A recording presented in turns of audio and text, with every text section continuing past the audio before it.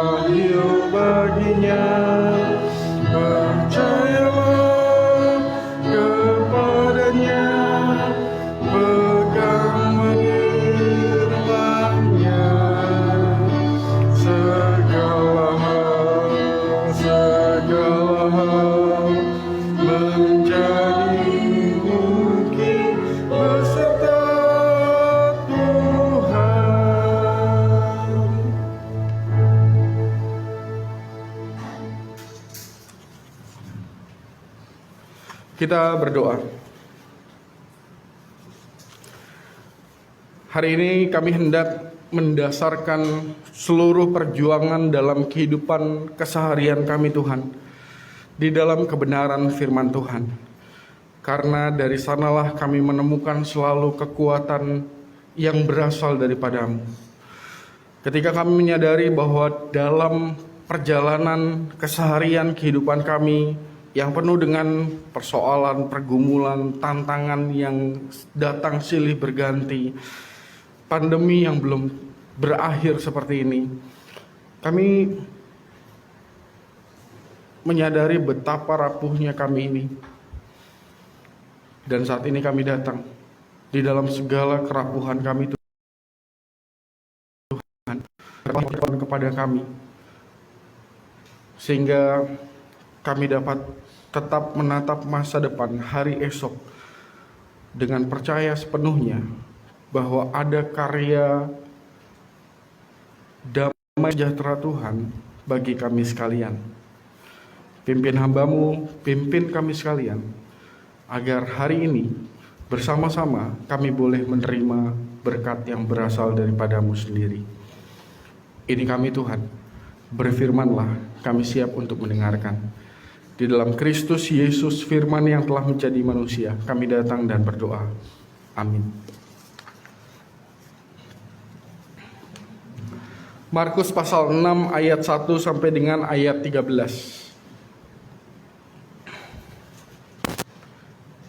Yesus ditolak di Nazaret.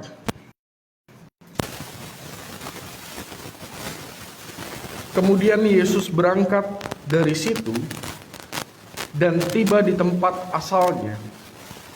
sedang murid-muridnya mengikuti dia. Pada hari Sabat, ia mulai mengajar di rumah ibadah dan jemaat yang besar takjub ketika mendengar dia, dan mereka berkata,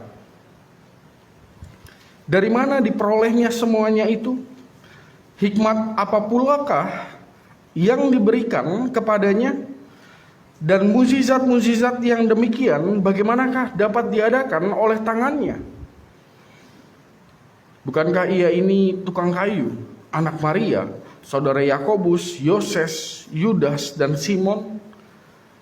Dan bukankah saudara-saudaranya yang perempuan ada bersama kita?" Lalu mereka kecewa dan menolak dia.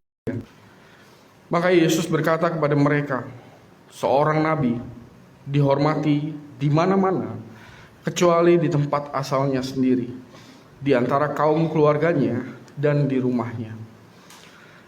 Ia tidak dapat mengadakan satu mukjizat pun di sana, kecuali menyembuhkan beberapa orang sakit dengan meletakkan tangannya atas mereka. Ia merasa heran atas ketidakpercayaan mereka." Perikop yang kedua, Yesus mengutus ke-12 rasul.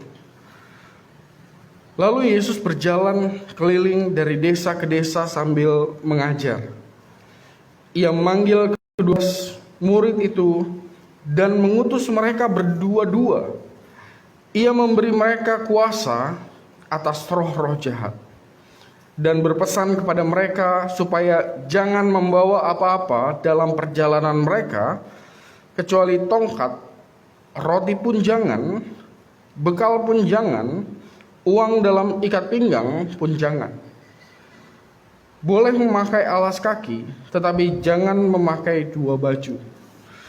Katanya selanjutnya kepada mereka, "Kalau di suatu tempat kamu sudah diterima dalam suatu rumah, tinggallah di situ sampai kamu berangkat dari tempat itu. Dan kalau ada suatu tempat yang mau menerima kamu, dan kalau mereka tidak mau mendengarkan kamu, keluarlah dari situ dan kebaskanlah debu yang di kakimu sebagai peringatan bagi mereka." Lalu pergilah mereka memberitakan bahwa orang harus bertobat, dan mereka mengusir banyak setan dan mengoles banyak orang sakit dengan minyak dan menyembuhkan mereka. Sampai sedemikian jauh pembacaan Alkitab kita hari ini. Yang berbahagia adalah kita sekalian yang mau mendengarkan dan juga mau melakukan apa yang menjadi kehendak Tuhan dalam keseharian kehidupan kita. Haleluya.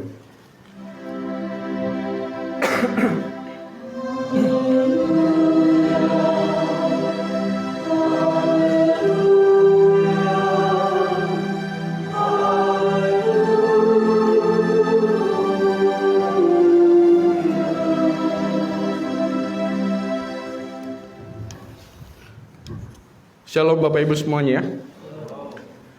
Saya percaya kita sebagai orang Kristen di rumah kita itu ada pernak-pernik yang menunjukkan bahwa kita itu Kristen. Entah itu ada tanda salib di rumah atau bahkan lukisan-lukisan. Lukisan perjamuan kudus biasanya ada di rumah. Lukisan apa lagi? Bapak dan Ibu di rumah ada lukisan apa? Lukisan tangan berdoa, lukisan Yesus ketuk pintu ada nggak? Biasanya juga ada. Saya suka cari tahu tentang latar belakang lukisan-lukisan. Saya pernah sharing tentang beberapa lukisan, latar belakang ceritanya. Dan apa yang saya mau sharing hari ini juga sepertinya saya pernah share. Tapi ini menggambarkan apa yang menjadi semangat dalam perenungan kita pada hari ini berdasarkan perikop kita. 2 perikop yang kita baca. Yang saya maksud adalah lukisan tentang Yesus mengetuk pintu. Itu ada latar belakang sejarahnya. Jadi lukisan itu dilukis oleh seorang yang namanya Holman Hunt. Semoga saya nggak salah nyebut ya namanya ya. Dia ini melukis Yesus mengetuk pintu. Dan kemudian setelah dia selesai melukis Yesus mengetuk pintu, Maka yang dilakukan adalah mengundang teman-temannya untuk datang ke rumahnya dan melihat dan memberikan kritikan, saran terhadap apa yang sedang dia kerjakan, apa yang sedang atau bahkan sudah ia kerjakan. Semuanya memandang, semuanya meneliti, lalu kemudian beberapa saat kemudian tuh nggak ada satupun orang yang ngomong, mereka semua ngelihat bagus. Lalu kemudian ada satu orang yang bilang, "Pak, Bapak melukis Yesus mengetuk pintu, tapi ini ada yang kurang kayaknya nih, Pak." Lalu Holman Hania bilang, "Apa yang kurang?" Yang kurang ini adalah sewaktu Bapak melukis Yesus mengetuk pintu, ini pintunya, bukankah di pintu itu harusnya di luarnya itu ada gagang pintunya juga untuk ngebuka? Benar kan ya? Kalau kita di rumah kan pintu kan ada gagang di luar, ada gagang di dalam. Yang di luar buat nyeklekin kita masuk gitu kan. Yang di dalam juga sama nyeklekin. Tapi di lukisannya Yesus ketuk pintu ini, yang asli katanya ya, menurut cerita ini, nggak ada gagangnya di luar pintunya. Lalu pelukisnya bilang, "Oh, itu saya sengaja memang tidak membuat gagang pintunya. Karena sewaktu Yesus mengetuk pintu, maka yang harus membuka pintu itu adalah orang yang di dalam rumah itu, bukan orang yang di luar. Maksudnya bukan Yesusnya yang membuka lalu kemudian entah dia ngedobrak atau kemudian entah dia memaksa untuk pintunya terbuka. Tetapi orang yang di dalam harus beranjak mendekati pintunya lalu kemudian membukanya dan mempersilahkan Yesus untuk masuk." Oke, saya kira kita tahu tentang apa maksud dari lukisan itu ya. Kenapa tidak ada gagang di pintu luarnya? Karena memang yang buka adalah orang yang di dalamnya. Lalu orang selalu bilang, "Oh, itu simbol bahwa Tuhan tuh mengetuk pintu hati kita," dan memang benar-benar kitanya yang harus membuka hati kita untuk mempercayai Tuhan menguasai diri kita, hidup kita, hati dan pikiran kita. Dipercaya untuk masuk, bukan ngedobrak lalu kemudian memaksakan diri untuk dipercaya. Gambarannya kira-kira seperti itu. Nah, saya mau mengaitkan dengan apa yang kita baca hari ini. Di awal tadi saya udah sedikit memberitahukan bahwa kita membaca dua perikop yang sama sekali berbeda semangatnya. Di perikop yang pertama kita ketemu dengan orang-orang yang tidak mempercayai apa yang mereka lihat, apa yang mereka dengar, apa yang mereka rasakan tentang seseorang yang ada di hadapan mereka pada waktu itu. Saya mau mengajak kita untuk melihat kembali ayat 2 dan 3. Dan kemudian Bapak dan Ibu cobalah bayangkan bahwa Bapak dan Ibu ada di situ saat itu. Ayat 2 dan ketiga itu kan alurnya menarik ya. Pada awalnya orang mengatakan, "Wow, luar biasa." Begitu kan ya? Dari mana diperolehnya semuanya itu? Hikmat apa? Bagaimana dia melakukan mukjizat? Semua terpana, semua terpesona, semua takjub. Wow, luar biasa. Tapi kemudian dari yang mereka meninggi, mau meninggi gimana nih? Meninggi, tiba-tiba dihantam oleh mereka sendiri. Dengan cara apa? Dengan cara di ayat 3. Ayat 3 mengatakan gimana? "Bukankah dia ini tukang kayu?" Dan seterusnya. Jadi sewaktu seseorang terpesona, takjub, lalu kemudian dibanting oleh dirinya sendiri dengan ungkapan kira-kira kayak gini, "Wow, luar biasa." Tapi kemudian dia bilang, bukankah dia ini seseorang yang kita kenal? Yang saya mau katakan adalah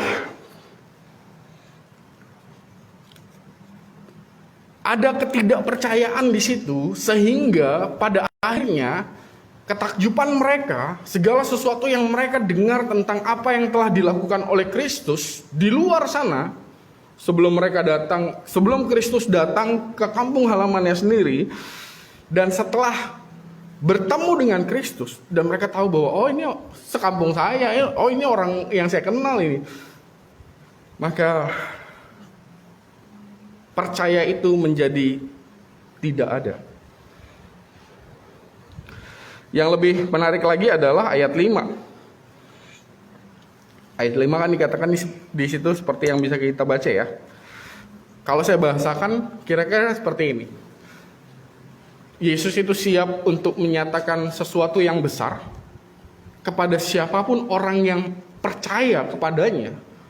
Tetapi sayangnya kebanyakan orang di konteks perikop kita yang kita baca hari ini tidak percaya kepadanya, sehingga itu memblokir apa yang mau dilakukan Kristus kepada orang-orang itu. Dapat ya yang saya maksud ya? Keblokir. Maksudnya gini, kayak tadi lukisan ketuk pintu lah. Yesusnya sudah mengetuk, tapi orang yang di sananya nggak mau beranjak, nggak mau buka pintunya, sehingga pada akhirnya keblokir. Itu yang terjadi dalam perikop kita yang paling pertama.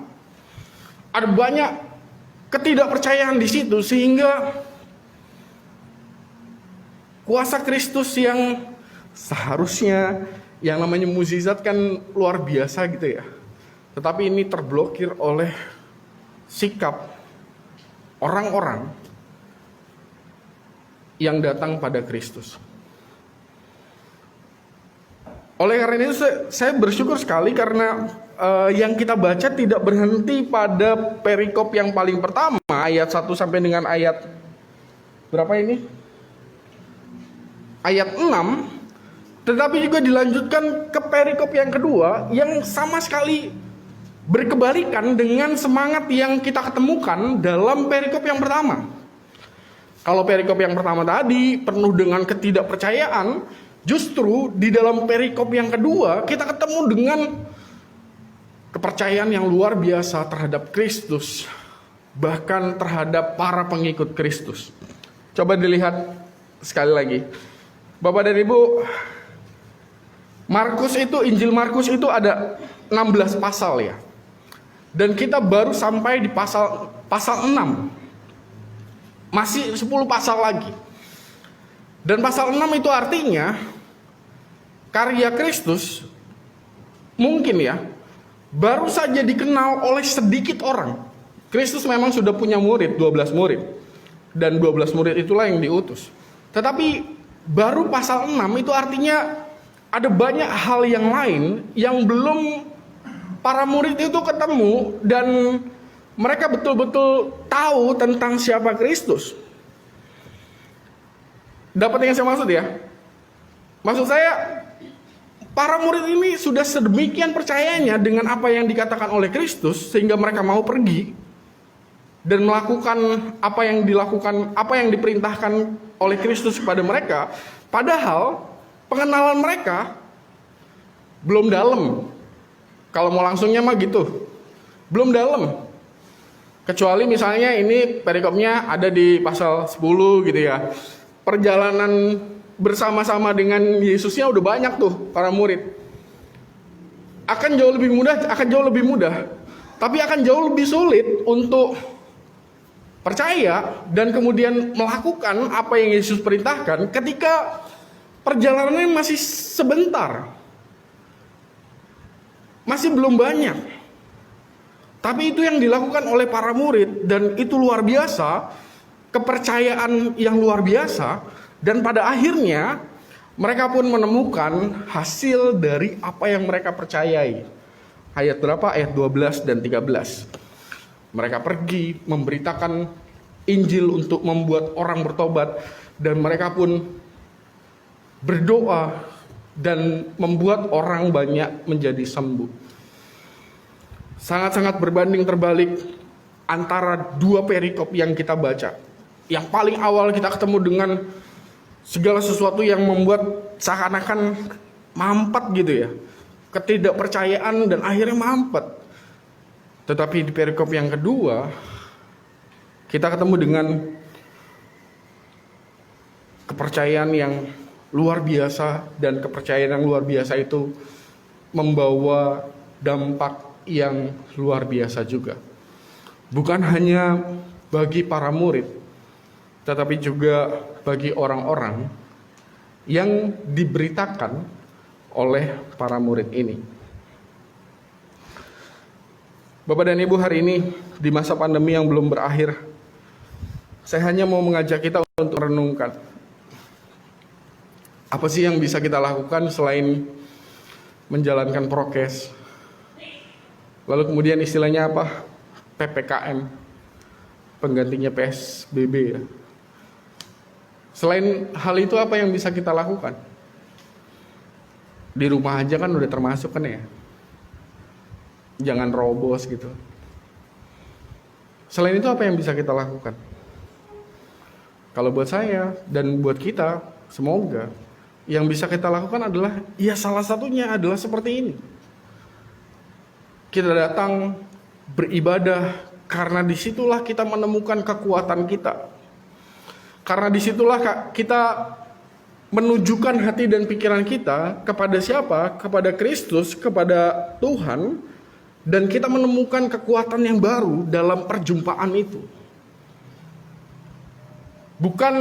Semoga bukan perjumpaan yang seperti digambarkan dalam periskop kita hari ini yang paling pertama ya. Yang membuat pada akhirnya orang-orang penuh dengan ketidakpercayaan. Dan pada akhirnya apa? Memblokir sesuatu yang mau dinyatakan oleh Tuhan, pada akhirnya terblokir oleh sikap seseorang. Semoga di masa pandemi yang belum berakhir ini betul-betul pikiran kita tertuju pada Kristus yang berkuasa untuk menyatakan apa yang baik bagi kehidupan kita. Saya kalau berdoa bagi saudara-saudara kita yang mungkin mereka terpapar oleh virus corona, salah satu doa yang saya sampaikan adalah semoga Tuhan menjagai hati dan pikiran kami sekalian, supaya apa yang kita lakukan bersama-sama saat ini, kita isolasi mandiri, kita mengkonsumsi obat, kita ada di rumah, kita semua yang kita lakukan lah, kita berdoa bersama. Supaya apa? Supaya apa yang kita lakukan pada akhirnya tidak berakhir dengan sia-sia. Karena apa? Karena diblokir oleh hati dan pikiran kita sendiri. Yang bisa kita lakukan adalah betul-betul berserah dan berjuang sekuat tenaga yang kita bisa bersama-sama dengan Tuhan, tanpa ragu tentang kuasa Tuhan bisa dinyatakan bagi kehidupan kita. Dan itu yang kita tuju gitu. Bukan kalah sebelum bertanding, tetapi kita memupuk iman kita supaya dari situlah kita bisa punya kekuatan yang selalu baru untuk mengalahkan sakit penyakit kita. Bukankah itu yang bisa kita lakukan selain prokes, selain PPKM, selain apalah Bapak dan Ibu boleh sebutkan namanya.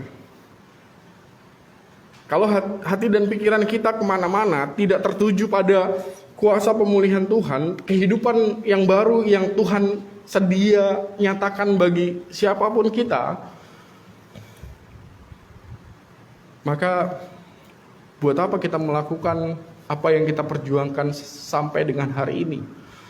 Kalau pandangan kita tidak tertuju pada Tuhan semata. Dan sewaktu pandangan kita tertuju pada Tuhan, maka dari situlah kekuatan kita dan kuasa Tuhan bisa dinyatakan bagi kita sekalian.